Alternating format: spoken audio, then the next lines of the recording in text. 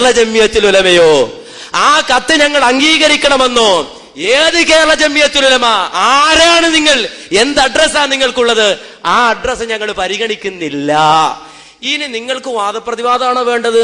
സലാസുല്ലമിയെ കൊണ്ടുവരാം, അലി മദനിയെ കൊണ്ടുവരാം, നിങ്ങൾ പറയുന്ന നിങ്ങളുടെ ഏത് പണ്ഡിതനാണോ കൊണ്ടുവന്ന് നിർത്താം.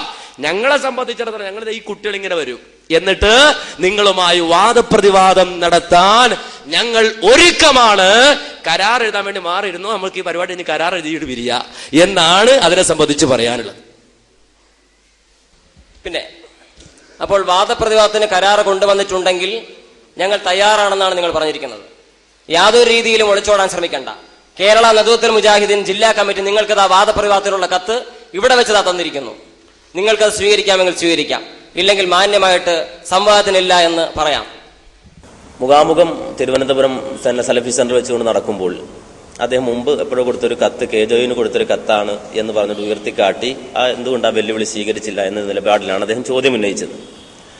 അതിന്റെ കാരണം എന്താണ്, അത് സ്വീകരിക്കാതിരിക്കാനുള്ള കാരണം എന്താണെന്ന് അവിടെ വിശദീകരിക്കുകയും ചെയ്തിട്ടുള്ളതാണ്. അത് സമ്മതിച്ചുകൊണ്ടാകണം. അങ്ങനെയാണെങ്കിൽ മറ്റൊരു തരത്തിലൊരു സംവാദത്തിന് നിങ്ങൾ തയ്യാറുണ്ടോ എന്ന് ചോദിച്ചത്. ആ ചോദ്യത്തിന് മറുപടി ആയിക്കൊണ്ടാണ് തീർച്ചയായും ഞങ്ങൾ സംവാദത്തിന് തയ്യാറാണ് എന്ന വിവരം അറിയിച്ചിട്ടുള്ളത്. രണ്ടാമത് ചോദ്യം ഉന്നയിച്ച ആള് രണ്ടാമതൊരു സംവാദം അഥവാ കൊടുത്ത കത്ത് പ്രകാരമല്ലാത്ത ഒരു സംവാദത്തിന് തയ്യാറുണ്ടോ എന്ന ചോദ്യം ഉന്നയിച്ച ആള് യാസ്മിൻ സാഹിബാണ്. അതിന്റെ റെക്കോർഡ് കയ്യിലുണ്ട്.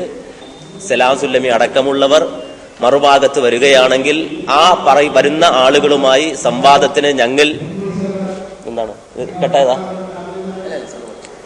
അപ്പോ സംവാദത്തിന് തയ്യാറാണ് എന്ന വിവരം കൃത്യമായി അവിടെ വെച്ചുകൊണ്ട് തന്നെ ഞങ്ങൾ അറിയിച്ചിട്ടുള്ളതും അതിന്റെ ഭാഗമായി കരാറെഴുതാൻ അന്ന് വൈകുന്നേരം അസർ കഴിഞ്ഞ ഉടൻ തന്നെ അദ്ദേഹം അവിടെ നിൽക്കണമെന്ന് ആവശ്യപ്പെടുകയും അദ്ദേഹം അത് നിൽക്കാതിരിക്കുകയും പിന്നീട് കത്തിടപാട് നടത്തുവാൻ അദ്ദേഹം നീങ്ങിപ്പോവുകയും ചെയ്തൊക്കെ രേഖയുള്ളതാണ്. സംശയമുണ്ടെങ്കിൽ നമുക്ക് ക്ലിയർ ചെയ്ത് മുന്നോട്ട് പോകുന്നതാണ്. അപ്പോ ഇത് ആ രൂപത്തിലാണ് ആ ചർച്ചയ്ക്ക് അല്ലെങ്കിൽ ഇങ്ങനെ ഒരു കരാറിന് വഴിതെളിച്ചിട്ടുള്ളത്. രണ്ടാമത് ഈ രൂപത്തിലൊരു ചർച്ചയ്ക്ക് തുടക്കം കുറിക്കുവാൻ അല്ലെങ്കിൽ നേരത്തെ എഴുതിയ നിങ്ങൾ പറഞ്ഞ കത്ത് പ്രകാരമല്ലാത്ത ഒരു സംവാദത്തിന് തയ്യാറുണ്ടോ എന്ന് ചോദിച്ച ആള് യാസ്മിൻ സാഹിബ് തന്നെയാണ്. അതിന് മറുപടി ആയിക്കൊണ്ടാണ് തയ്യാറാണ് എന്ന് ഞങ്ങൾ പറഞ്ഞിട്ടുള്ളത്. ഒന്ന്. രണ്ടാമതായി നസീർ സാഹിബിനെ ജില്ലാ സെക്രട്ടറി ഏൽപ്പിച്ചു എന്നത് അദ്ദേഹത്തിന്റെ അബദ്ധം കൊണ്ട് പറയുകയാണ്. ആ അബദ്ധം നമ്മുടെ നാസർ സലഫിയും ആവർത്തിച്ചിട്ടുണ്ട് എന്നതാണ്. ഒരു കത്ത് ഔദ്യോഗികമായി നിങ്ങൾക്ക് കൈമാറിയാൽ ആ കത്തിലുള്ള പരാമർശം പോലും കൃത്യമായി വായിക്കാതെയാണ് മറുപടി എഴുതാനുള്ള വെപ്രാളത്തിൽ മറുപടി തന്നിട്ടുള്ളത് എന്നാണ് ഇപ്പോഴും മനസ്സിലാക്കുക. ഇത്രയും ദിവസങ്ങൾ കഴിഞ്ഞു കത്ത് കൈമാറിയിട്ട് ഇപ്പോഴും അദ്ദേഹം പറയുന്നത് ജില്ലാ സെക്രട്ടറി ഏൽപ്പിച്ചു എന്നാണ്. എന്നാൽ നാസർ സലഫിക്ക് കൈമാറിയ കത്ത്, ആ കത്തിൽ കൃത്യമായി എഴുതിയിട്ടുള്ളത് നസീർ സാഹിബ് എഴുതിയിട്ടുള്ളത് 2008-2009 കേരള സലഫി സെന്ററിൽ വെച്ച് നടന്ന മുഖാമുഖം പരിപാടിയുടെ തുടർച്ചയായി താങ്കൾ KNM ജില്ലാ സെക്രട്ടറിക്ക് അയച്ചു കൊടുത്ത കത്ത് അദ്ദേഹം മുഖാമുഖം നടത്തിയ പണ്ഡിതന്മാർക്ക് കൈമാറുകയുണ്ടായി എന്നാണ്. മുഖാമുഖം നടത്തിയ പണ്ഡിതന്മാർക്ക് കൈമാറുകയുണ്ടായി എന്ന് തൗഹീദ്, അതിന്റെ വിവിധ ഘടകങ്ങൾ, പ്രാർത്ഥന, ജിന്ന് സിഹർ തുടങ്ങിയ വിഷയങ്ങളിൽ അബ്ദുസലാം സുല്ലമിയെ പോലുള്ള വ്യക്തികൾ വെച്ചുപുലർത്തുന്ന പുത്തൻവാദങ്ങൾ പ്രമാണങ്ങളെ പ്രത്യേകിച്ച് സഹിഹായ ഹദീസുകളെ നിഷേധിക്കുന്നതിന് കാരണമാകുന്നു എന്ന് മനസ്സിലാക്കുന്നു. അതിനാൽ ഇത്തരം വാദങ്ങൾ വെച്ചുപുലർത്തുന്നവരുമായി കൃത്യമായ വ്യവസ്ഥയുടെ അടിസ്ഥാനത്തിൽ സംവാദം നടത്താൻ മുഖാമുഖം നടത്തിയ പണ്ഡിതന്മാർ തയ്യാറാണെന്ന് അറിയിച്ചിരിക്കുന്നു. റമദാന് ശേഷം 3 തീയതികൾ കൊടുത്തു. തുടങ്ങിയ തീയതികളിൽ ഒരു ദിവസം നിങ്ങൾ അറിയിച്ചാൽ വ്യവസ്ഥയ്ക്ക് തയ്യാറാണെന്ന് പണ്ഡിതന്മാർ അറിയിച്ച വിവരം താങ്കളെ അറിയിക്കുവാൻ എന്നെ അവർ ചുമതലപ്പെടുത്തിയതിനാൽ രേഖാമൂലം ഇത് ഞാൻ അറിയിക്കുന്നതാണ്. അവൻ നസീർ സാഹിബിനെ ഏൽപ്പിച്ചത് ജില്ലാ സെക്രട്ടറി അല്ല, ഞങ്ങളാണ്. മുഖാമുഖം നടത്തിയ പണ്ഡിതന്മാരാണ് നസീർ സാഹിബിനെ ഏൽപ്പിച്ചിട്ടുള്ളത്. അല്ല, ജില്ലാ സെക്രട്ടറിയാണ് നസീർ സാഹിബിനെ ഇത് ഏൽപ്പിച്ചിട്ടുള്ളത്, ഈ കത്ത് നിങ്ങൾ കൈമാറാൻ ഏൽപ്പിച്ചിട്ടുള്ളത് എന്ന ആ ഒരു തെറ്റിദ്ധാരണയിൽ നിന്നുകൊണ്ടാണ് ഇപ്പോഴും നിങ്ങൾ സംസാരിക്കുന്നത്. ആ കത്തിലും അങ്ങനെ തന്നെയാണ് രേഖപ്പെടുത്തിയിട്ടുള്ളത്. അപ്പോൾ ഏതായിരുന്നാലും എഴുത്തുകുത്തുകൾ നടന്നിട്ടുള്ളത് താങ്കൾ മുഖാമുഖത്തിന് വരികയും അവിടെ വെച്ചുകൊണ്ട് വാദപ്രതിവാദത്തിന് തയ്യാറുണ്ടോ എന്ന് അവിടെ ഇരുന്ന ആളുകളുടെ സാന്നിധ്യത്തിൽ ആവശ്യപ്പെടുകയും തീർച്ചയായും നിങ്ങളെ സംബന്ധിച്ചിടത്തോളം നിങ്ങൾ വാദപ്രതിവാദത്തിന് വന്നാൽ ഞങ്ങൾ ഈ സദസ്സിലുള്ള പണ്ഡിതന്മാർ വാദപ്രതിവാദത്തിന് തയ്യാറാണ് എന്ന് പറഞ്ഞതിന്റെ അടിസ്ഥാനത്തിൽ രൂപപ്പെട്ട ഒരു ചർച്ചയാണിത്. അതുകൊണ്ട് തന്നെ ആ ചർച്ചയ്ക്ക് തുടക്കം കുറിച്ചിട്ടുള്ളത് യാസ്മിൻ സാഹിബ് തന്നെയാണ്, അതിൽ മാറ്റമില്ല. അത് റെക്കോർഡാണ്, അതിന്റെ തെളിവുകൾ നമ്മുടെ കയ്യിലുണ്ട്. വേണമെങ്കിൽ അതിവിടെ ഹാജരാക്കി കേട്ട് ക്ലിയർ ചെയ്ത് മുന്നോട്ട് പോകണമെങ്കിൽ അങ്ങനെ മുന്നോട്ട് പോകാം. ഇനി അതല്ല, തുടക്കം അല്ലെങ്കിൽ ചർച്ചകൾ തുടങ്ങണമെങ്കിൽ നമുക്ക് ആ രൂപത്തിൽ ആവുകയും ചെയ്യാം. അപ്പോൾ ചുരുക്കി പറഞ്ഞു കഴിഞ്ഞാൽ ഔദ്യോഗികമായ ഒരു വാദപ്രയോഗത്തിനല്ല നിങ്ങൾ വന്നിരിക്കുന്നതെന്നാണ് നിങ്ങളുടെ വർത്തമാനത്തിൽ നിന്ന് മനസ്സിലാക്കാൻ കഴിയുന്നത്. മറിച്ച് അനൗദ്യോഗികമായി ഇങ്ങനെ ഒരു കൂടിക്കാഴ്ചയും ഒരു ചർച്ചയും ആകാമെന്നാണോ, അത് ഔദ്യോഗികമായിട്ട് നിങ്ങൾ വന്നപ്പോൾ ഞങ്ങൾ കേരള നദുവത്തുൽ മുജാഹിദീന്റെ ജില്ലാ സെക്രട്ടറിക്ക് എന്ന ലേബലിൽ കൊടുത്ത കത്തിന് മറുപടി തന്നപ്പോഴൊന്നും ഇനി ഇത്തരത്തിൽ കത്ത് തരരുതെന്നോ അല്ലെങ്കിൽ ഇങ്ങനെയൊന്നും എഴുതാൻ പാടില്ലെന്നോ പറഞ്ഞിട്ടില്ല. മറിച്ച് ആ കത്തിലൊന്നും തന്നെ എന്താണ് ഫ്രം വ്യക്തിപരമായിട്ട് അയച്ചത് ഞങ്ങൾ അങ്ങോട്ട്. കാര്യം നിങ്ങൾ വ്യക്തിപരമായിട്ട് ആവശ്യപ്പെട്ടതുകൊണ്ടാണ് ഞങ്ങൾ അങ്ങനെ അയച്ചത്, പ്രസ്താവന ഇല്ലാഞ്ഞിട്ടല്ല. മറിച്ച് അഡ്രസ് ഇല്ലാത്ത മടവൂരികളെ നിങ്ങൾ ഞങ്ങൾക്ക് സമ്മതിക്കാൻ ഒരു ചുക്കുമില്ല, അതുകൊണ്ട് നിങ്ങൾ വന്നോളൂ, നിങ്ങളുടെ സലാസുല്ലമയോ ആരെ വിളിച്ചുകൊണ്ടോ വന്നോളൂ എന്ന് അനസ് മുസ്ലിയാർ വെല്ലുവിളി ഉയർത്തുകയും അതിന്റെ റെക്കോർഡിംഗും ഉണ്ടല്ലോ. അപ്പൊ അത് പ്രകാരമാണ് ശരി ഇൻഷാ അല്ലാഹ് ഞങ്ങൾ പണ്ഡിതന്മാരുമായിട്ട് തയ്യാറാണ് എന്ന് പറയുന്നു. ശേഷമാണ് കത്ത് വരുന്നത്.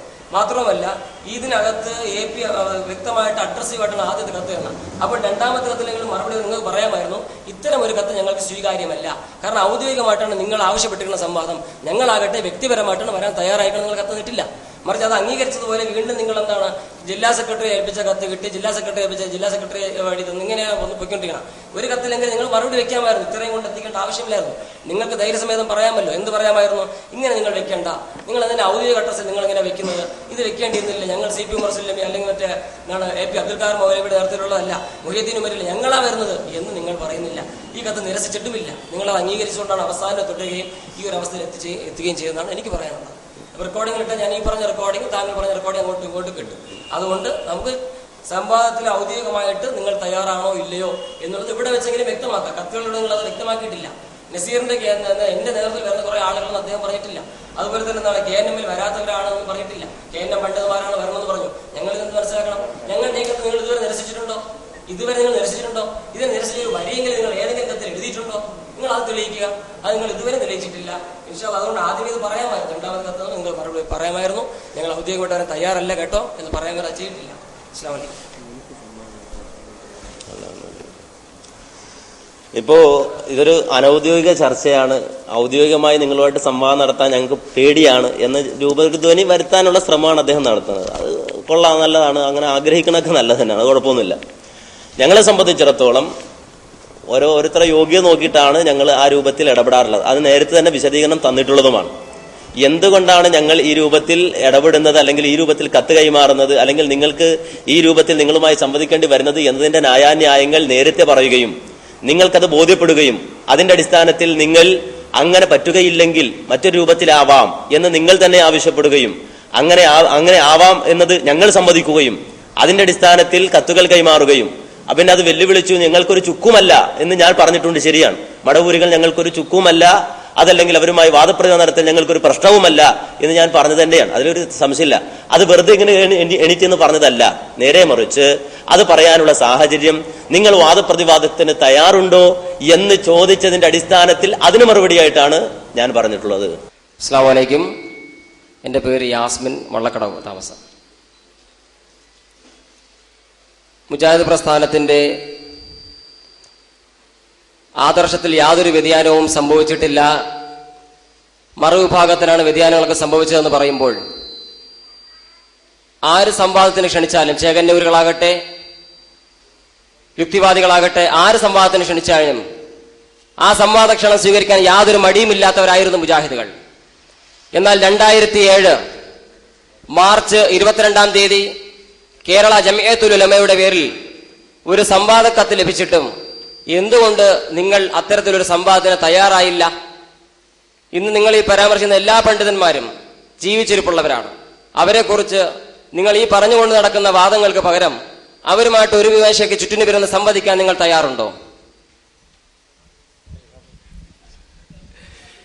ഇതപ്പോ ആരോടെ ചോദിക്കണമെന്ന് എന്റെ സുഹൃത്ത് മനസ്സിലാക്കണം. എന്തായാലും കുറച്ചു കാലൊക്കെ ഇവിടെയൊക്കെ നടന്നതാണ് അദ്ദേഹം. അതുകൊണ്ട് അദ്ദേഹത്തിന് മുജാഹിദുകളെ സംബന്ധിച്ച് നന്നായി അറിയാം, മനസ്സിലായിട്ടുണ്ട്. അതുകൊണ്ട് തന്നെ മുജാഹിദ് പ്രസ്ഥാനത്തെ സംബന്ധിച്ചുള്ള വാദപ്രതിവാദം എന്ന് കേട്ടുമ്പോൾ കിലുകിലാ പറച്ച് ഇറങ്ങി ഓടുന്ന ഒരു കൗമാണ് എന്നാരെങ്കിലും ചെവിയിൽ മന്ത്രിച്ചു തന്നിട്ടുണ്ടെങ്കിൽ അത് തെറ്റാണ്. അപ്പോ മാന്യ സഹോദരങ്ങൾ മനസ്സിലാക്കേണ്ടതുണ്ട്.